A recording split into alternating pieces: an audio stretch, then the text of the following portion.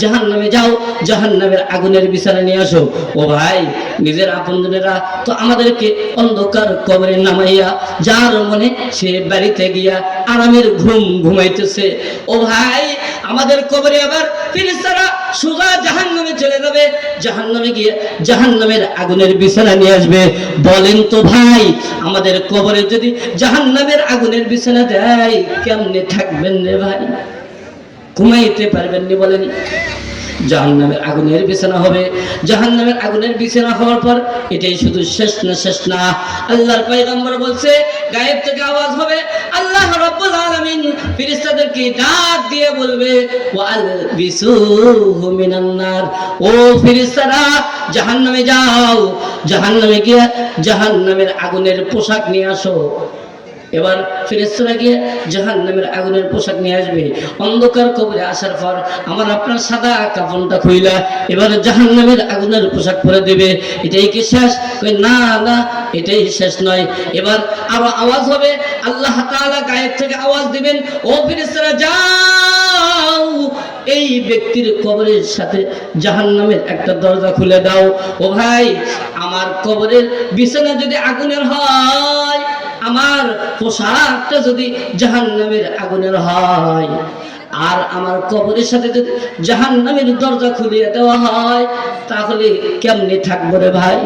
কেমনে আরামের ঘুম ঘুমাইবেন? 1 মাস 2 মাস 1 বছর 3 বছর 5 বছর না, হাজার হাজার লক্ষ লক্ষ কোটি কোটি বছর থাকতে হবে। তারপরেও যখন ইসরাফিল আলাইহিস সালাতু ওয়াস সালাম সিংহে ফু দিবে, ইসরাফিল আলাইহিস সালাতু ওয়াস সালাম সিংহে ফু দিবে, তখন আবার উঠতে হবে কিনা বলেন? তখন আবার উঠিয়া তারপরে তো আরো হাসরের ময়দানে বিচার হবে, আবার জাহান্নামের ফয়সালা হবে। জাহান্নামের ফয়সালা হওয়ার পরেও তো জাহান্নামে অনেক কষ্ট করতে হবে। বলেন, জাহান্নামে থাকবেন ঈমানদার যারা, সামান্য ঈমান ও যাদের মধ্যে থাকবে, তাদেরকে আল্লাহ তাআলা জাহান্নাম থেকে একদিন বের করবে। কি করবে? তাদেরকে একদিন জাহান্নাম থেকে আল্লাহ তাআলা বাইর করবেন। আল্লাহ রাব্বুল আলামিন এইভাবে বাইর করতে করতে করতে জাহান্নাম থেকে সর্বশেষ ঈমানদার একজন, সে এখনো বাইর হয় নাই, সর্বশেষ ঈমানদার, সামান্য একটু ঈমান আছে, পুড়তে পুড়তে আগুনের কয়লা হয়ে গেছে। এবার জাহান্নাম থেকে সে চিৎকার দিতেছে, আল্লাহ তাআলাকে ডেকে ডেকে বলতেছে, ইয়া হান্নান, ইয়া মান্নান, ইয়া কারীম, ইয়া সাত্তার, ইয়া রহিম, ইয়া গফফার। আল্লাহ তুমি না দয়ালু, তুমি না বড় মেহেরবান, আল্লাহ আমাদের মাফ করে দাও। জাহান্নাম থেকে চিৎকার দিতেছে। আল্লাহ তাআলা যখন এই চিৎকারটা শুনতে পারবে, তখন আল্লাহ তাআলা জিবরাইল আলাইহিস সালাতু ওয়াস সালামকে ডাক দিয়ে বলবে, ও জিবরাইল যাও, জাহান্নামের মধ্যে আমার এক বান্দা চিৎকার করতেছে, তাকে জাহান্নাম থেকে বাইরে করে নিয়ে আসো, নিয়ে এসে তাকে জান্নাত দান করো। সুবহানাল্লাহ বলেন। জাহান্নামে চলে যাবে জিবরাইল আলাইহিস সালাতু ওয়াস সালাম, জাহান্নামে চলে যাবে। জাহান্নামে যাওয়ার পরে 70,000 বছর জাহান্নামের মধ্যে ওই ব্যক্তিকে খোঁজাখুঁজি করবে। কতদিন বলেন? আরো জোরে বলেন, কতদিন?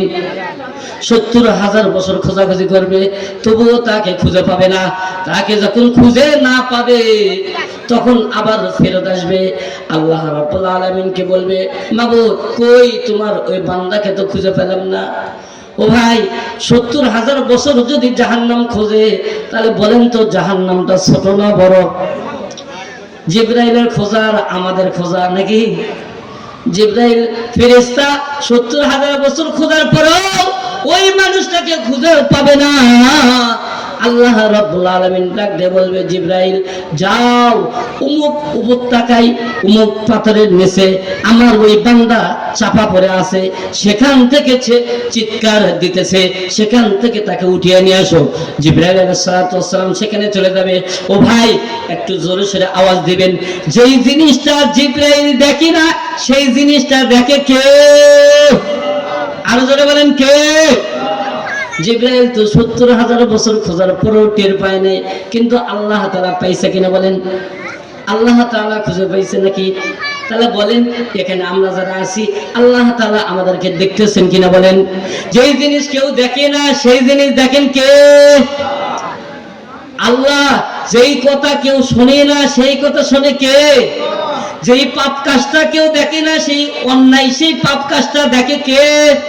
তাহলে যে কোনো কাজ করার সময় যদি আল্লাহ তাআলার কথা স্মরণ করি, একটু নামাজ পড়তেছি আল্লাহর কথা মনে করিয়া মজা আসবে কিনা বলেন? মজা আসবে। কারণ আমার মাওলার সামনে আমি দাঁড়াইছি, কোরআন তিলাওয়াত করতেছি, আল্লাহর কথা মনে হইতেছে, মজা আসবে মজা আসবে।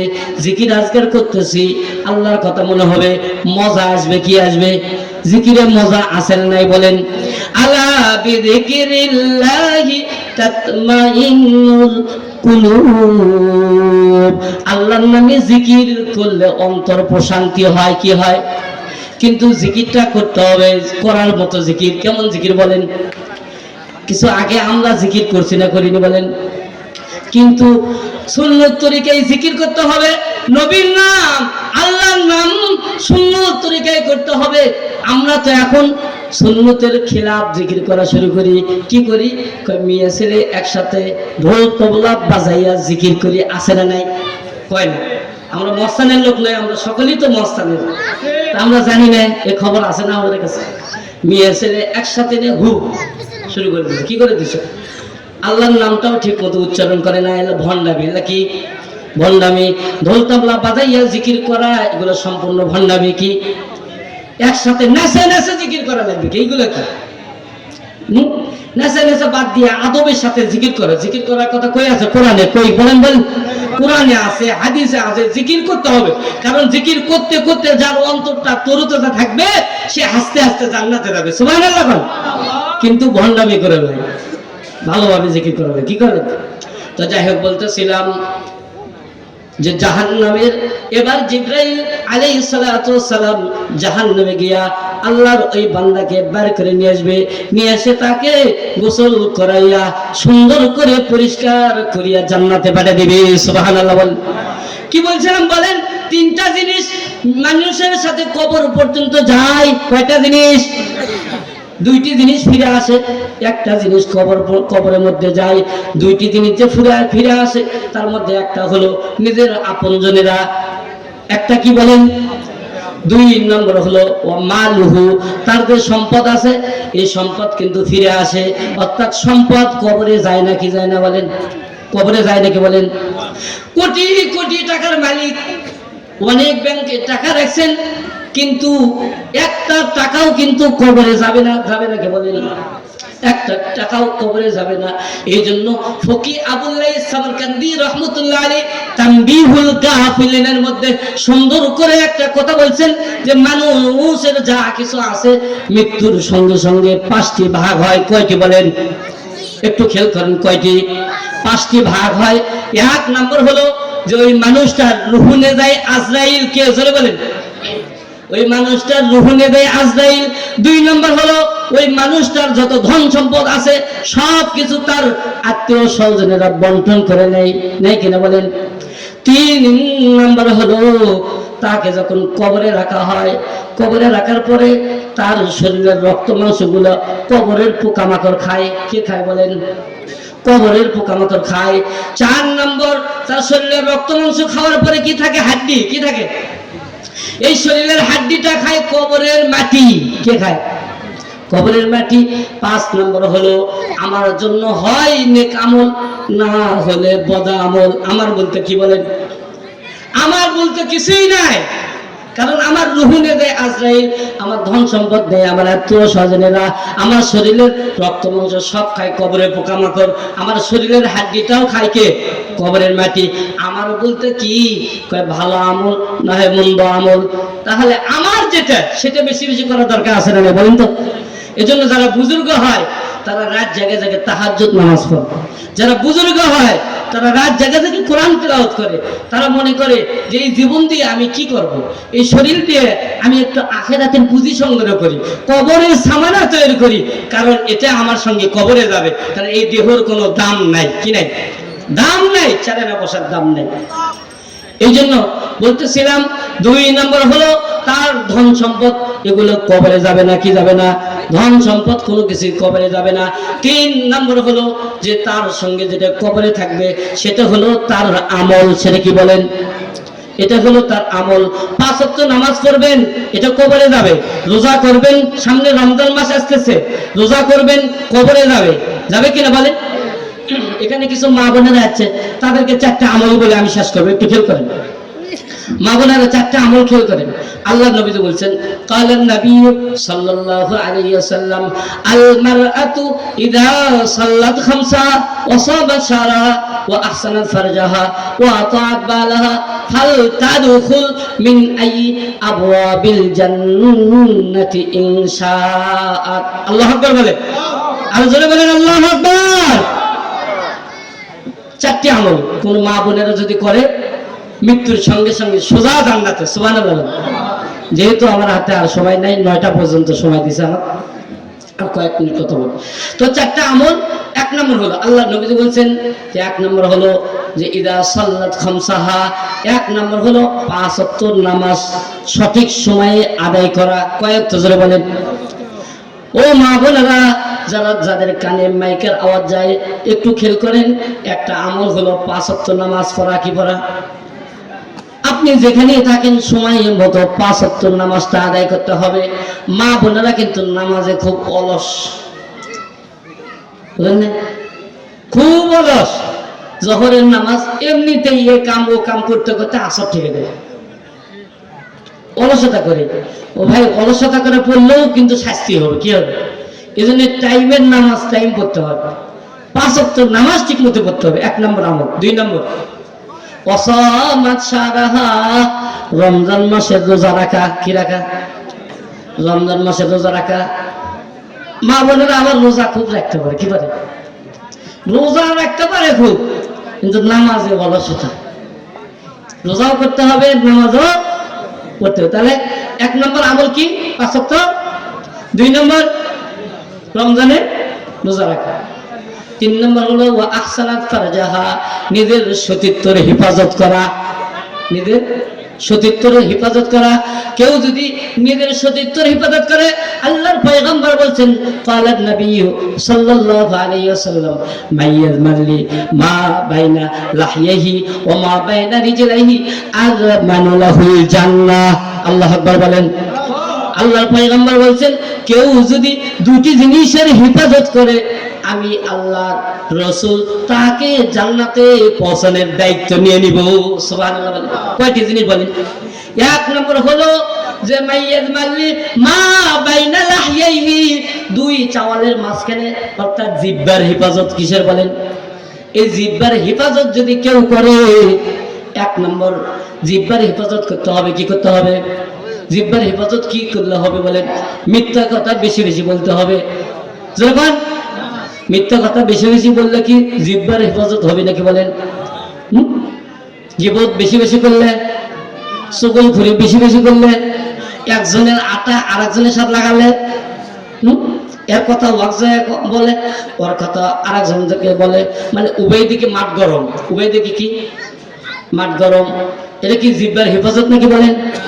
না না না, জিহ্বার হেফাজত, জিহ্বা আল্লাহ তাআলা দিয়েছেন, এই জিহ্বা দ্বারা সব সময় আল্লাহর নামের জিকির থাকবে। কি থাকবে বলেন? সব সময় আল্লাহর নামের জিকির থাকবে। ওই যে বিলাল রাদিয়াল্লাহু তাআলা সব সময় জিকির করতে দেখে তার মালিক তার জিহ্বাতে পেরাক মেরে দিয়েছিল। কি দিয়েছিল বলেন? জিহ্বাতে পেরাক মেরেছিল। লম্বা চওড়া ঘটনা বলবো না, আরেকদিন। জিহ্বাতে পেরাক মেরে দিয়েছিল, তবুও শুধু আল্লাহর নাম জপে। আহাদ আহাদ, আল্লাহ এক, আল্লাহ কি এক। এরকম এই জিহ্বাটা সবসময় আল্লাহর নামে জিকির করতে হবে, ভালো ভালো কথা বলতে হবে এই জিহ্বা দ্বারা। কি দ্বারা বলেন? জিহ্বা দ্বারা। তো 1 নম্বর হলো এই জিহ্বার হেফাজত করা। কি করা? কারণ কেউ যদি কারো নামে সমালোচনা করে, কেউ যদি কারো নামে গীবত গায়ে বেড়ায়, তাহলে ইয়ার শেষ পরিণতি ভালো নয়। কি নয়? ভালো নয়। আল্লাহর পয়গম্বর মিরাজের রাত্রিরে গেলেন, জিবরাইল আলাইহিস সালাতু ওয়াস সালাম এবং মিকাইল আলাইহিস সালাতু ওয়াস সালামের সাথে চলতেছেন। চলতে চলতে এমন কিছু মানুষের পাশ দিয়ে অতিক্রম করলেন। আল্লাহর পয়গম্বর দেখলেন ওই মানুষগুলোর হাতের লোকগুলো হলো তামার। তামার কিসের? জোরে বলেন। হাতের লোকগুলো হলো তামার। আর ওই মানুষগুলো নিজের হাত দ্বারা নিজের চেহারায় ক্ষত বিখ্যাত করতেছে, ক্ষত বিক্ষত করতেছে, রক্ত বাইর করতেছে। এমন পরিস্থিতি আল্লাহর পয়গম্বর জিবরাইল আলাইহিস সালামকে ডাক দিয়ে বললেন, ও ভাই জিবরাইল, এই মানুষগুলোর কি অন্যায়, এই মানুষগুলো কি পাপ করেছে, কি অন্যায় করেছে যার কারণে তাদের আজকে এমন শাস্তি হইতেছে? জিবরাইল আলাইহিস সালাম ডাক দিয়ে বলে, ও আল্লাহর পয়গম্বর, এরা হলো আপনার ওই সমস্ত উম্মতরা যারা দুনিয়াতে একে অপরের নামে গীবত করে বেড়াইতো, একজনের দোষ আরেকজনের কাছে যায় শুধু গায়ে বেড়াইতো। কি বেড়াইতো বলেন? সমালোচনা করে বেড়াইতো। এই যে গীবত করতো, এটা অনেক মারাত্মক। কারণ এই গীবত করার কথা আল্লাহ রাব্বুল আলামিন কোরআনে ভাষায় বলেছেন, ওয়ালা তাজাসসু ওয়ালা ইয়াগতাব বা'দুকুম বা'দা আইয়ুহিব্বু আহাদুকুম আইয়াকুলা লাহমা আখিহি মাইতান ফাকারিহতুমুহ। আল্লাহু আকবার বলেন। আল্লাহ রাব্বুল আলামিন বলেন, ওয়ালা তাজাসসু, কেউ কারো সমালোচনা করো না, কেউ কারো দোষ খোঁজাখুঁজি করিও না। ওয়ালা ইয়াগতাব বা'দুকুম বা'দা, এবং একে অপরের দোষ তালাশ করিও না, একে অপরের নামে গীবত করিও না। কারণ কেউ যদি কারো নামে গীবত করে তাহলে এটা কেমন অপরাধ? আল্লাহ তাআলা নিজেই বলছেন, আইয়ুহিব্বু আহাদুকুম আইয়াকুলা লাহমা আখিহি মাইতান ফাকারিহতুমুহ। আল্লাহ বলছেন, কেউ যদি কারো নামে গীবত করে সে যেন নিজের আপন মরা ভাইয়ের গোশত খালো। নাউজুবিল্লাহ কোন। তাহলে গীবত করা মানে নিজের আপন মৃত্যু ভাইয়ের গোশত খাওয়ার সাথে আল্লাহ তাআলা তুলনা করছে। কারণ কেউ কারো নামে গীবত করলে আর এই কথা যদি তার কানে যায়, সে কষ্ট পায় কিনা বলে বলেন? কেমন কষ্ট পায়? ভাই সে যখন শুনে তার মান সম্মান নষ্ট হয়ে যায়। কি হয়ে যায়? মান সম্মান নষ্ট হয়ে যায়। এই জন্য মোল্লা জামি রহমতুল্লাহ আলাইহি কবির ভাষায় বলছেন, জারহাতুস সিনানি লাহা ইলতিয়াম ওয়ালা ইয়ালতামু মা জারহাল লিসান। কয় গীবত এই জবান দ্বারা আঘাত, এটা তরবারির আঘাতের চেয়েও কঠিন। তরবারির আঘাত করলে কিছুদিন পরে ওই আঘাতটা মিশিয়ে যায়। কি যায়? ও ভাই একটু খেয়াল করেন, কোথাও যদি আমাদের কাটে ফাটে যায় কিছুদিন পরে কিন্তু ওটা নাই, মানে মিশে যায়, ডাক্তার চিহ্ন থাকে। কিন্তু আপনি যদি এই জিহ্বা দ্বারা আপনার প্রতিবেশীকে অথবা কোনো বন্ধু বান্ধবকে অথবা কোনো মানুষকে যদি কষ্ট দিয়ে থাকেন, ওই মানুষটা মারাই যাইতেছে, মৃত্যুর সময়ও কিন্তু তার এই কষ্টটা মনে থাকে। থাকে কিনা বলেন? এই জন্য গীবত এটা বড়ই ভয়ঙ্কর জিনিস, বড়ই মারাত্মক একটা অপরাধ। কারণ আপনি যার নামে গীবত করলেন সে সমাজের মধ্যে একটা হ্যায় প্রতিপূর্ণ মানুষ হলো কিনা, তার মান সম্মান নষ্ট হলো কিনা বলেন? সে সমাজে চলতেও লজ্জা পায়, মানুষের মাঝখানে চলতেও লজ্জা পায়। কারণ তার কাছে তখন এমন হয় যে আমি মানুষের মাঝে চলার চেয়ে যদি মারা যাইতাম এটাই মনে হয় আমার জন্য ভালো হতো। ঠিক কিনা বলেন? এই জন্য কেউ কারো নামে গীবত করবো না। আর এই জবান দ্বারা জীবনে কোনোদিন মিথ্যা কথা বলবো না। কি বলবো না বলেন? জীবনে কোনোদিন মিথ্যা কথা বলবো না। কারণ হলো আমরা এমন একজন নবীর উম্মত যে নবীজির জীবনে কোনোদিন মিথ্যা কথা বলেনি। বলছে নাকি বলেন? আবার জোরে বলেন। জীবনে কোনোদিন মিথ্যা কথা বলেনি। আল্লাহর পয়গম্বর মিরাজের রাত্রে দেখলেন যে কিছু সংখ্যক মানুষের এই গালটা আগুনের কেসি দ্বারা কাটা হইতেছে। কাটতে কাটতে কাটতে ডান পাশে কাটা শেষ, আবার যখন বাম পাশে কাটতেছে ডান পাশে ভালো হয়ে যায়, আবার যখন ডান পাশে কাটে বাম পাশে ভালো হয়ে যায়। আল্লাহর পয়গম্বর জিবরাইল আলাইহিস সালামকে ডাক দিয়ে বললেন, ও ভাই জিবরাইল, এই মানুষগুলো কি অপরাধ করেছিল, কি গুনাহ করেছিল যার কারণে তাদেরকে এমন শাস্তি দেওয়া হইতেছে? আল্লাহর পয়গম্বর ডাক দিয়ে বলে, আল্লাহর পয়গম্বর যখন এমন কথা বলছে তখন জিবরাইল আলাইহিস সালাম আল্লাহর পয়গম্বরকে ডাক দিয়ে বলে, ওগো আল্লাহর পয়গম্বর, এরা হলো আপনার ওই সমস্ত মানুষ, আপনার ওই সমস্ত উম্মত যারা দুনিয়াতে মিথ্যা কথা বলতো। কি বলতো? মিথ্যা কথা তো আমাদের এখন পেশা হয়ে গেছে। হাসতে হাসতেও মিথ্যা কথা বলি, দুইজন চারজন এক জায়গা হলেই মিথ্যা কথা বলি। কারণ আমি মিথ্যা কথা বলেও মজা পাই। কি পাই? মজা পাই। ও ভাই, মিথ্যা কথা বলা একটা কবিরা গুনাহ। কি গুনাহ বলেন? যেই ব্যক্তি একটা মিথ্যা কথা বলল তার নামটা জাহান্নামের খাতায় লেখা হয়ে যায়। একটা মিথ্যা কথা বলার কারণে কমসে কম ৭,০০০ বছর জাহান্নামের আগুনে তাকে জ্বালানো হবে। চিৎকার দিয়ে বলেন নাউজুবিল্লাহ। এই জন্য আমরা কোনোদিন মিথ্যা কথা বলবো বলেন তো? বলবো না। আর একটা কথা হলো যে মিরাজের রাত্রিরে আল্লাহ তাআলা আমাদের জন্য নবীকে নামাজ দিয়েছিলেন। কি দিয়েছিলেন? নামাজ দিয়েছিলেন। কয় ওয়াক্ত নামাজ দিয়েছিলেন বলেন তো? 50 ওয়াক্ত নামাজ দিয়েছিলেন। 50 ওয়াক্ত নামাজ দিয়েছিলেন। কাদেরকে বলেন? আমাদেরকে। জোরে বলেন কাদেরকে? আমাদেরকে 50 ওয়াক্ত নামাজ দিয়েছিলেন। কমাইতে কমাইতে 5 ওয়াক্ত বানাইছিলেন। কয় ওয়াক্ত? 5 ওয়াক্ত। নবীজি সর্বশেষে যখন 5 ওয়াক্ত নামাজ নিয়ে আসেন তখন মনে মনে চিন্তা করেন, হায় হায়, মাত্র 5 ওয়াক্ত নামাজ আমার উম্মত পড়বে। এই 5 ওয়াক্ত নামাজ পড়িয়া অন্য নবীর উম্মতের আগে কিভাবে জান্নাতে যাবে?